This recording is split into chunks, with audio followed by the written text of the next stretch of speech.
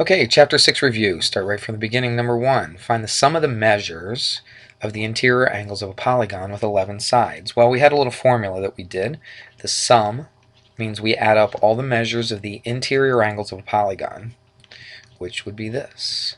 Be n minus 2 times 180. So the n represents how many sides you have, and we subtract 2 from it, we multiply that by 180, and we get the sum of the measures of the interior angles. So this works perfectly just for this right here. Now, if we have 11 sides, that's where the n goes. Let's actually put the equals here. So it's 11 minus 2 times 180. And of course, that's 9 times 180. Throw that in your calculator, and you get 1620. So it's 1,620 degrees is the sum of the measures. It means you add up all the angles, all the inside angles, interior angles, of a polygon with 11 sides.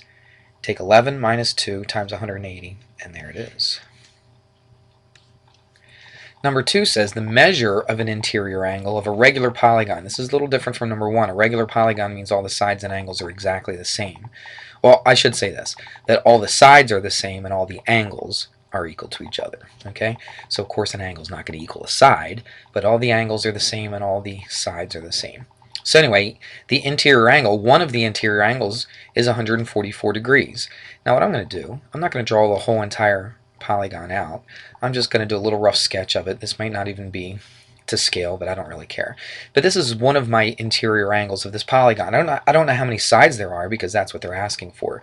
But what I'm going to do is this, just to make this a little easier on myself. I'm going to put 144 there. Now what I'm going to do is I'm not going to deal with the interior angle. I'm going to take it over to the exterior angle because I think that's a little easier. So if I know the interior is 144, this is the exterior angle, and you see it forms a straight line, so it's 180 minus 144, which is 36 degrees. So the exterior angle is 36 degrees. Well, why do I care about the exterior? Because the math is a little easier. If I take 360 degrees divided by what each of these angles are, that'll tell me how many angles I have altogether. So in this one, it's just divided by 36 degrees.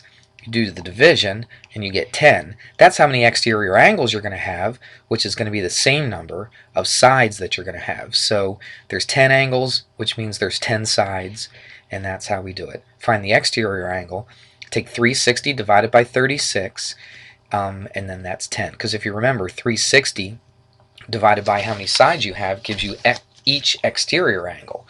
So if I take the 360 divided by each exterior angle, that's going to give me how many sides I have. I hope that makes sense. This one's a little more similar to number 1. This one says find the sum of the measures of the interior angles. This says find the measure of each interior angle. So I'm only finding the measure of one interior angle. But this is a little different from number 1 where it says it's a regular polygon. All right, the number 1, knowing the sum of the angles didn't matter if you had a regular polygon or not. You could find out what all the angles added up to be.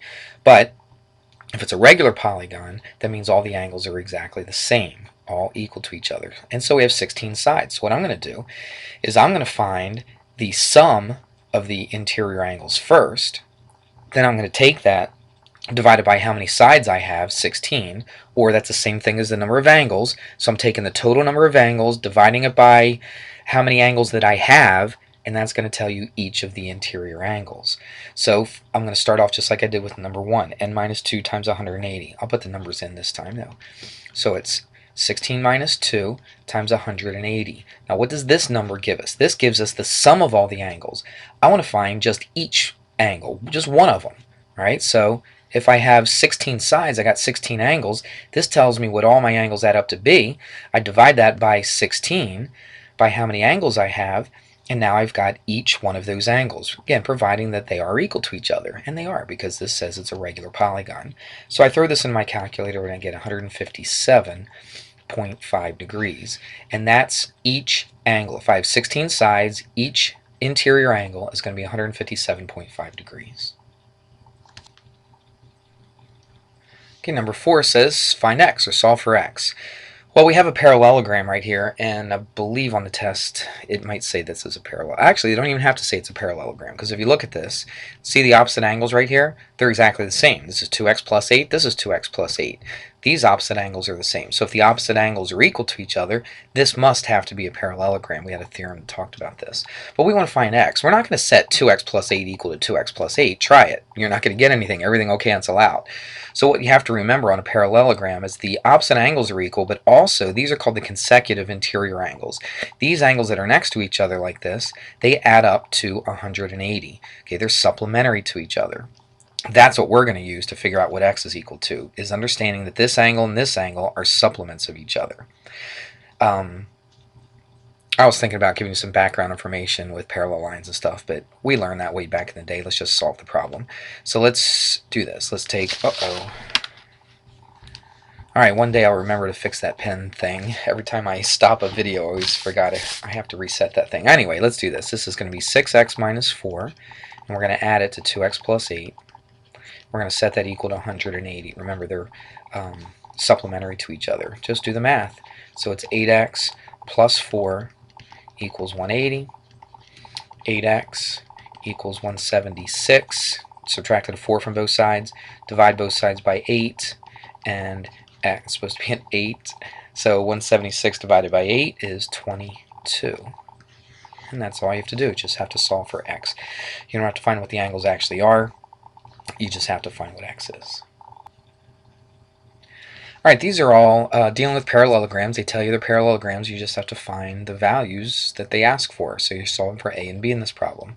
You just have to remember some things about parallelograms. Remember that the opposite sides are equal to each other. That's what you're using right here. So really your math is pretty straightforward. You just set these two sides equal to each other, solve for A. Set these two sides equal to each other, and solve for B. Well, let's just do the math real quick.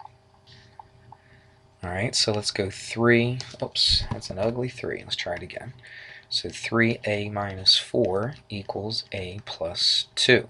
Subtract an a from both sides, that's 2a. Add a 4 to both sides, that's 6. Divide both sides by 2, and a is 3. Let's solve for b.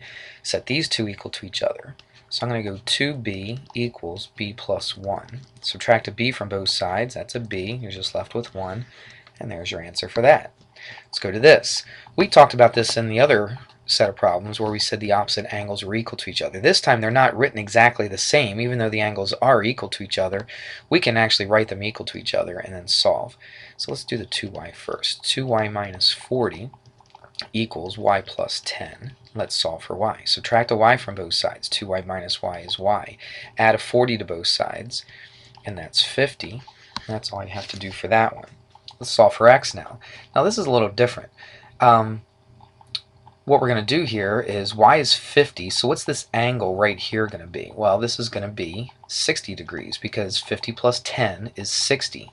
So what I'm going to do is take these two angles, remember what they are, they're consecutive angles, consecutive interior angles, so they are actually supplementary, they're not equal to each other. So what I'm going to do is I'm going to go 4x plus 60, because y plus 10, 50 plus 10 is 60, and set that equal to 180. So 4x equals, subtract 60 from both sides, and that's 120. Divide both sides by 4, and x equals 30. Alright, let's go on. Now, let's take a look at these and see what the relationship between these segments are. If you remember on a parallelogram, the diagonals bisect each other, which means they split each other in half. So that means that this little segment, 4x, and this one, x plus 6, are going to be split in half, which means they're equal to each other. Same thing with this segment, 3y plus 1, and this one right here, 5y minus 8. So let's do those. It doesn't matter which one we start with, let's just do the x. So they are equal to each other. So I'm going to go 4x equals x plus 6. Subtract an x from both sides, that's 3x equals 6. How about divide both sides by 3? So if I divide that by 3, I get a 2. And there's your answer for that. Let's do the y's now. So let's set them equal to each other. 5y minus 8 equals 3y plus 1. Solve for y. Subtract 3y from both sides, I get a 2y. Add a 8 to both sides, I get a 9. Divide by 2, and I get a 9 halves. Personally, I would just leave it like that. There's no reason to change it into a decimal or anything. Some people like to write it 4.5 because a lot of people just throw that in a calculator. I don't know why. Or you can write 4.5. There's all kinds of options. This would be my preference if I was to do this problem. There's really no work we have to do on this one as far as math. We just have to know some things about parallelograms. So determine whether this is a parallelogram or not. Well, if we had a situation like this, I've got one set of parallel sides and I've got the other sides are equal to each other. Well, we don't have anything that says one set parallel and the other set equal. We do have something that says if this is parallel and equal to each other, if that was true, then it would be a parallelogram. We don't have anything that says one parallel and the other equal, so this is no, this is not a parallelogram. Look at this one. We've talked about this is like the third time now we've talked about this just on this test, that the opposite angles of a parallelogram should be equal to each other. Are they equal to each other? Sure, obviously, and those are equal to each other as well. So yes, this is a parallelogram. That's all you have to write for that.